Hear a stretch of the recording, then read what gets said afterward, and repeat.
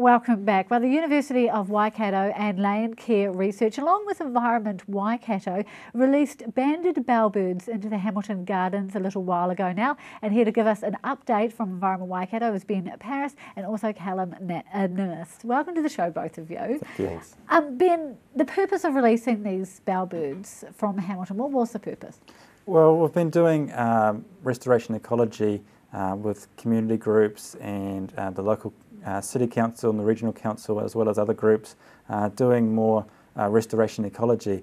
And as Tui have come back into the city as part of the Hamilton Halo project, this Bellbird release was the next logical step in the ecological restoration. Is it a good thing that all these birds are going to be around the Hamilton region? Oh, it's a wonderful thing because it just brings that bush back into the urban setting, and it's really important that to have these birds for dispersal of seed and pollinators as things like that. Yeah. So you've released all these birds a little while ago. Callum, I know you were involved with releasing of the birds and also of tracking them. How's that gone? That's gone really well. So we had 50 birds released, and of those we had 14 with radio transmitters attached to them, and that allowed us to monitor them a lot more intensely. And so myself and staff from Land Care Research followed them around, or attempted to, with radio aerials and using a small plane at times, and established where they went, and also tried to get observations of the ones that didn't have transmitters on. Yeah. Where did they go to? Did they stay around Hamilton Garden region, or did they go elsewhere? Some did stay around the gardens, and others moved over time, started moving away. They basically were targeting certain species that were in flower and providing a lot of food at the time.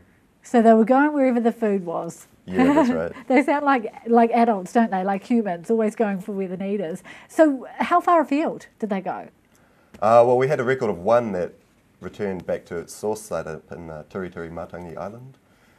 So that was very surprising to us. The majority just stayed around the city or the fringe of the city, with some going sort of a bit further to Porongia and sites like that. Yeah.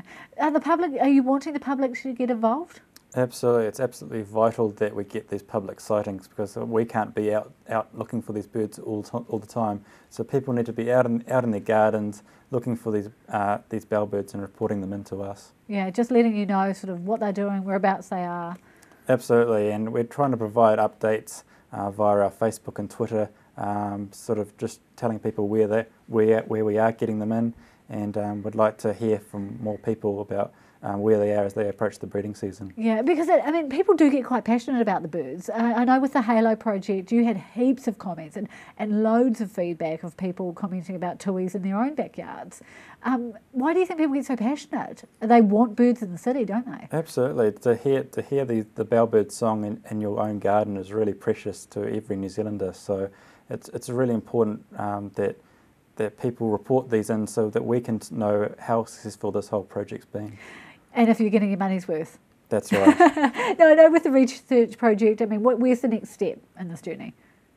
Well, basically this Bellbird translocation was part of a much wider urban restoration focus of Hamilton that's involved the University and Environment Waikato and Land Care, and that's been happening for about 15 years with replantings, and so now we're introducing fauna back in, and so hopefully the bellbirds will establish themselves, establish a population, and that's, as Ben said, is where it's really important that the public report any sightings they have to us, and if they start to breed in this upcoming breeding season, which is from about October, we can then go in and protect their nests and do everything we can to help them establish. Yeah. How do we get them into our gardens? Is there special plants and fauna that we should be planting? There are a variety of native species that you can plant. But there's also the introduced species are sometimes important during the winter when there's less food around. But all that information can be found on our Environment Waikato website, as well as what plants to plant and how big these plants might be. Yeah, fantastic. Well, thank you both of you for joining me today. I wish you all the best with the project. You'll have to keep us informed on how it all goes. Will do. And Thanks. Of course, that's Ben and Callum. They're taking a look at the Bellbird project in Hamilton. If you do want more information and you want to report Bellbird sightings from your own backyard, jump on the website. It is ew.govt.nz. I think I got that one right, ew.govt.nz.